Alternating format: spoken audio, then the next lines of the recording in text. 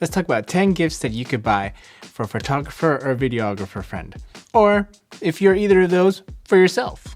Whether or not the person that you're shopping for is a hobbyist or a prosumer in the photo and video market, there's going to be at least one gem in here that you're going to be able to take away and gift for that person, especially if it's for you. And if you stay to the end, I'll even give you a bonus gift idea. Let's begin, shall we? Here we go. Plates. The one that I'm using here is by Peak Design. Now this is what they call like an Arca-Swiss plate. It's like a mounting system that they use. If you buy these plates, buy the clamps. Or maybe you already have them. Arca-Swiss. Next up, this one's a twofer. We got the Peak Design capture clip. By the way, all these items I paid for with my own money. They are not sponsoring this. I just happen to be a fan of their products. So this one is a capture clip, just this metal part. And this leathery kind of material is the Pro Pad. Now you could slide a belt through here and you kind of just keep it at the waist, especially if you plan to just shoot. Or you could use this and attach it to your backpack straps. See right here, behind here is the Pro Pad, and right here is the capture clip. So I have my camera mounted to this plate. I just slide it through here, and it won't move. Not unless I press this button. Ooh! If you want to prevent any accidents, just turn the knob there. It won't move, it won't release. Turn again. Yeah. Quick and easy carrying, so I can easily take my camera from my tripod and put it right on my camera strap, and we can go along hiking or wherever you are. Mostly for travel, it's awesome. Whether you have a DSLR, a mirrorless camera, or even for a phone, it's good just to keep it right here. Say you don't have a GoPro, but you got like an iPhone 12 Pro or whatever, or even whatever iPhone you have. Yeah, boy, kind of first person view. Now, this is kind of like a special plate meant for this, but it's also same thing, Arca-Swiss plate detachments. You could use this with not just camera mounts, like this is a phone mount and this is a separate attachment. You could use like a GoPro here anyway. Just an alternative, just in case you want to save some money. Next up, we got a microphone. You'll see a lot of vloggers on YouTube using one of these microphones like, oh, what's this fluffy thing? It's a windscreen to prevent all that wind noise in your audio.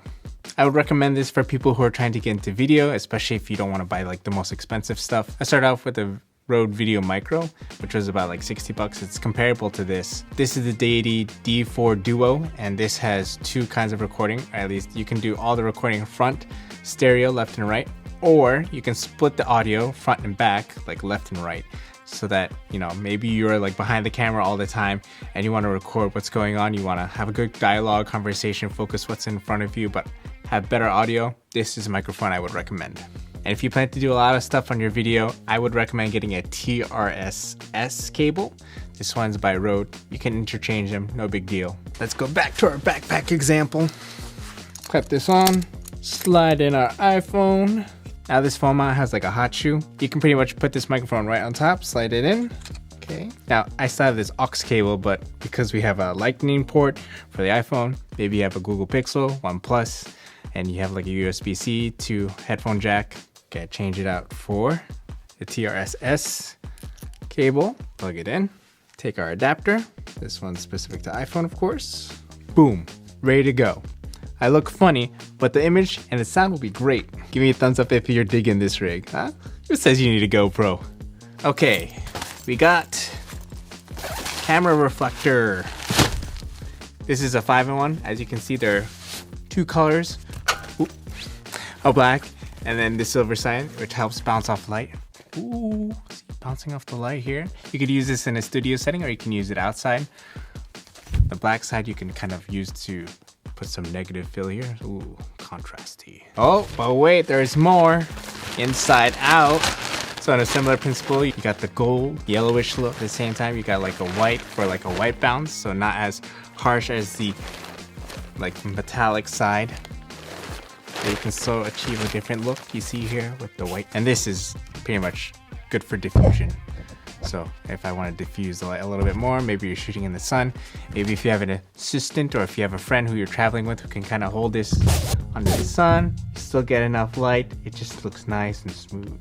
I personally recommend this if you're traveling and maybe if you have a buddy to hold it for you. Part of photography and videography is controlling your light. And light sometimes can be a creative problem. How you use this is part of your creative solutions. And these can go for like an easy 10 bucks online. If you're still dabbling in photography and videography, nice to play with. But also probably won't be using it if you're just going by yourself. All right, we got here a top handle mount. This is good if you're going to put this on top of your camera. Easier to have stabilization with 3 points of contact. You could have the camera being held at the top, close to your body, and with your left hand, boom. Especially if you got a flippy screen, you just look down, you're solid. I mean, how often do you find yourself holding the camera like this, going left and right, left and right? Of course, that's not stable. You could put your eye up to the viewfinder to help stabilize your footage, but some people don't always rock like that. This one's specifically for a NATO rail, which is a different kind of accessory, different kind of attachment. I won't go over that in this video. There is a hot shoe version where you can just slide it right on top of your camera where a flash could be attached. So yeah, more stable footage, more control, discreet, doesn't look too bulky, not a bad idea. Here's an easy 10 bucks. UV filters. This gives the new photographer, videographer a peace of mind where you're shooting with this, or at least you have this on your lens. It's almost like a secondary lens cap, like just in case you like drop it. I mean, at least this is the first line of defense, or at least the second line of defense. If you already have your lens cap on, if you drop your lens or you drop your camera, it's like, whoops, the lenses are not cheap. So just some protection, but also keep in mind that when a person shoots through this filter, the way that the light will react, it'll be slightly different versus when you had no filter at all. So try it. If you feel like you're in a safe, comfortable environment, take the UV filter off. Or if you want to have that peace of mind, keep the UV filter on. They make a whole bunch of these. This brand, I'm not sure which is the brand here. Pro Digital. Next up, a tripod. If you're going to invest in a tripod, you want to pick a good one, especially if you have a heavy camera. If you got a nice little cute little Fujifilm and you're sticking to cute lenses, point and shoot, maybe even if you're just going to use your phone, you can go with like a decent $100 tripod. I personally prefer ones with a ball head, so you can swivel it all around like this. I used to use a Sunpack tripod when I first started out. It was like 80 bucks from Best Buy. But the thing that I didn't like about that was that the horizon would be off.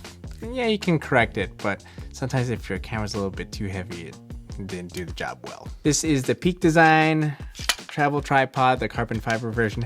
These are pricey, but I do not regret buying this. It's like 600 bucks. Yeah, I like this particular one just because of the versatility. It's fast when deploying, just like that. You don't have to get this one, but if you don't have a tripod's a nice way to go. Maybe if you're looking for an upgrade, maybe something for you to consider. That's even better than this. And a tripod better than this is a tripod that's right for you. Here we go, battery bank. This is covered in a Peak Design case pack. But anyway, this is a RAVPower power bank. This is 20,000 milliamps and it charges at 60 watts. It's got a USB-C port and it's got a regular USB-A port. I particularly chose this one because I wanted to be able to charge my 13-inch MacBook Pro when I'm on the go. This will usually supply that thing with at least one full charge.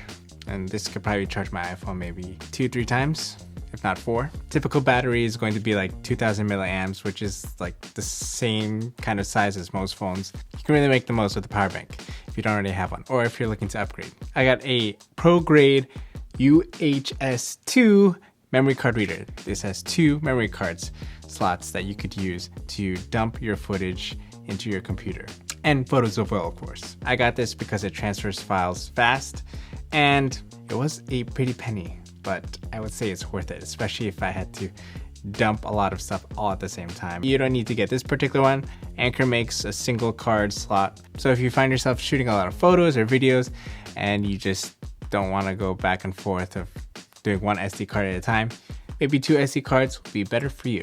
All right, number 10, it's gonna be a camera bag, like a dedicated camera bag. Now, you don't exactly have to get a backpack, like this is the Peak Design 45 or 40 liter travel bag. But you can go even a smaller one, like a day carrying bag, like 5 liters or 10 liters. There's even a smaller backpack version of this, which is 20 liters if you think you're gonna have more camera lenses and stuff. But even if you do just a simple camera and lens combination, you could stick with a 5 liter camera bag. For me, I like the 10 liter, like sling bags.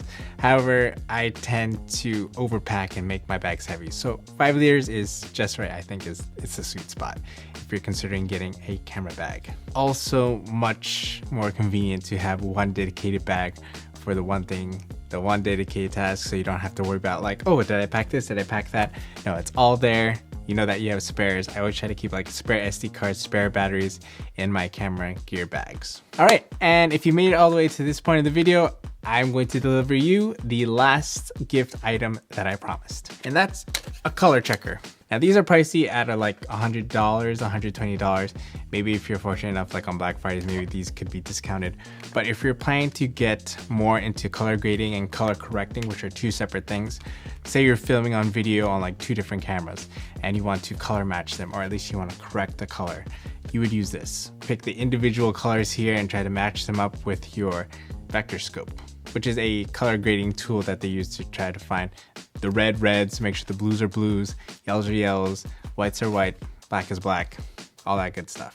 As much as possible, I try to use this before every video, because maybe if I want to try a different kind of color grade after I have color corrected, which is making sure again my whites are white, blacks are black, and all the colors are their colors that they're supposed to be. And then the color grade is just a nice like add-on layer. It's almost like a filter, but not a filter. Like maybe if we want to add like some teals and oranges that you famously see in movies, this would be a good way to start color correcting and ultimately adding your own color grade, your own custom look to your videos. Especially if you find yourself doing jobs, or if you find yourself in settings that are not as controlled, this is a good reference to have, just to whip it out in your backpack, shoot a video real quick in the environment that you're in, especially if you're not exact or if you're not very comfortable using custom white balances and you're still stuck on auto. This is a good way to go. And please use custom white balance if you're shooting video, because unless you're shooting raw in video, you need to dial that thing in. Otherwise you'll be on auto, and maybe sometimes depending on the lighting setting, you might be a little bit on the purple side when it's not purple, or the blue when it's not blue. Just things we think about as photo and video guys. So what did you guys think of the gift ideas that I gave you? Was there a certain item that you particularly liked, or something that stood out to you? Or was there even an item that I didn't think about that you would have liked to have seen, or at least that you have thought of, or that you even recommend to me? And I wish you a happy holiday, and I hope that you find the gift that is right for you over the one that you love. This is Mike, reminding you to add life to what matters, and may you enjoy the things that give life to you. Thank you very much, and I'll catch you in the next one.